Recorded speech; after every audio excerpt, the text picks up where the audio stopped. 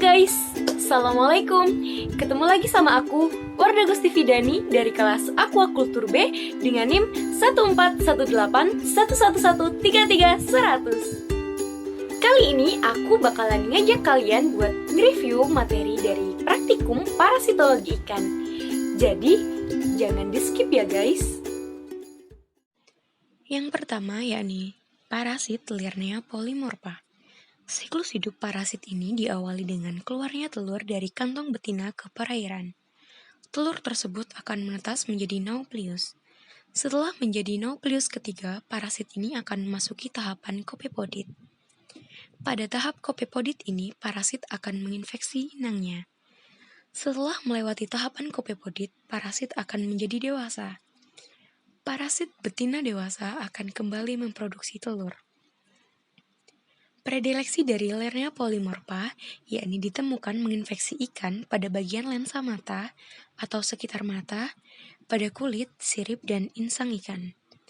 Sedangkan inang dari parasit ini yakni ikan air tawar dari famili Cyprinidae. Juga ditemukan pada ikan big head carp dan ikan katla-katla.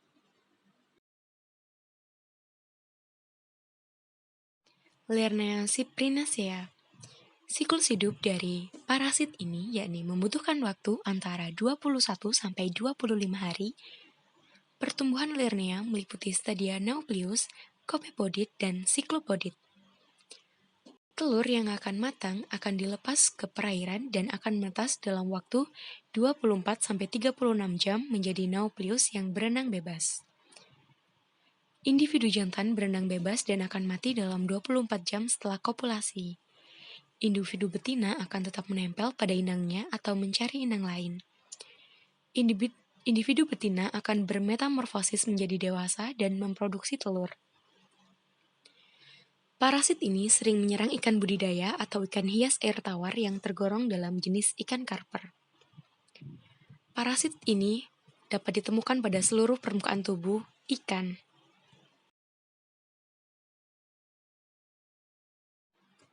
Selanjutnya yakni parasit Caligus. Parasit Caligus ini memiliki beberapa tahapan dalam siklus hidupnya. Namun pada tahap dewasa akan hidup sebagai parasit pada ikan.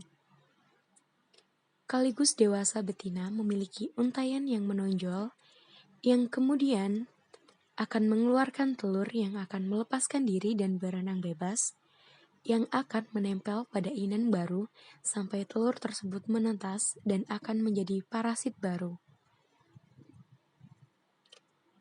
Inang dari parasit ini ditemukan pada ikan air tawar dan ikan air laut. Sedangkan predileksi dari parasit ini yaitu menempel pada semua permukaan tubuh ikan seperti sirip, insang, mata, dan permukaan mulut ikan. Selanjutnya yakni Ergasilos.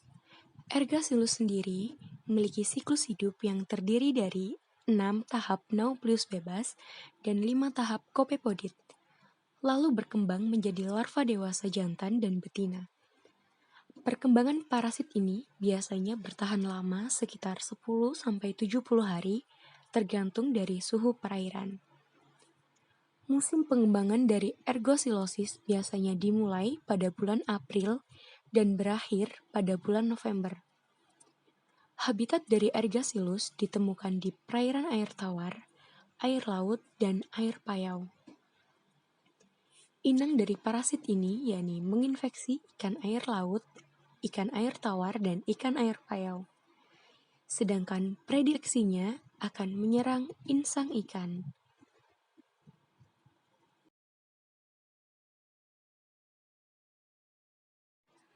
Parasit Simotoa. Simotoa mengalami siklus hidup yang diawali dari telur. Telur akan menetas pada marsupium dan menjalani molting pertama menjadi tahap pulus. Pulus 1 hanya ditemukan pada marsupium dan akan berkembang menjadi pulus 2 melalui tahapan molting.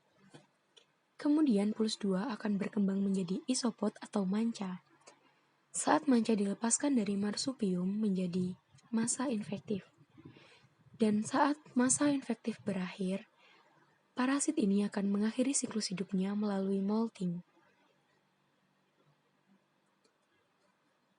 Inang dari parasit Simotoa, yakni ikan air laut, seperti Strongyla dan Lujanus colorado. Sedangkan prediksi dari Simotoa ada pada rongga mulut ikan.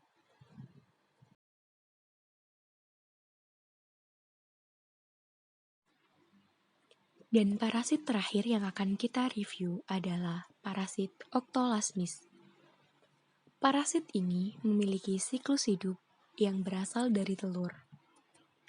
Telur akan berkembang menjadi tahap naupilis. Setelah tahap naupilis ke-6, Octolasmis akan berkembang menjadi larva siprit. Kemudian larva siprit akan bertahan hidup selama 150 hari untuk mencari inang baru dan akan menjadi teritrip dewasa. Prediksi dari Octolasmis adalah pada insang inangnya dan terkadang juga ditemukan pada permukaan tubuh inang tersebut. Sedangkan inang dari parasit ini yakni keluarga Portunidae, Sclaridae, dan Menipida. Oke teman-teman, segitu dulu video dari aku. Terima kasih sudah menonton. Mohon maaf apabila banyak kesalahan. Dan sampai jumpa. Assalamualaikum.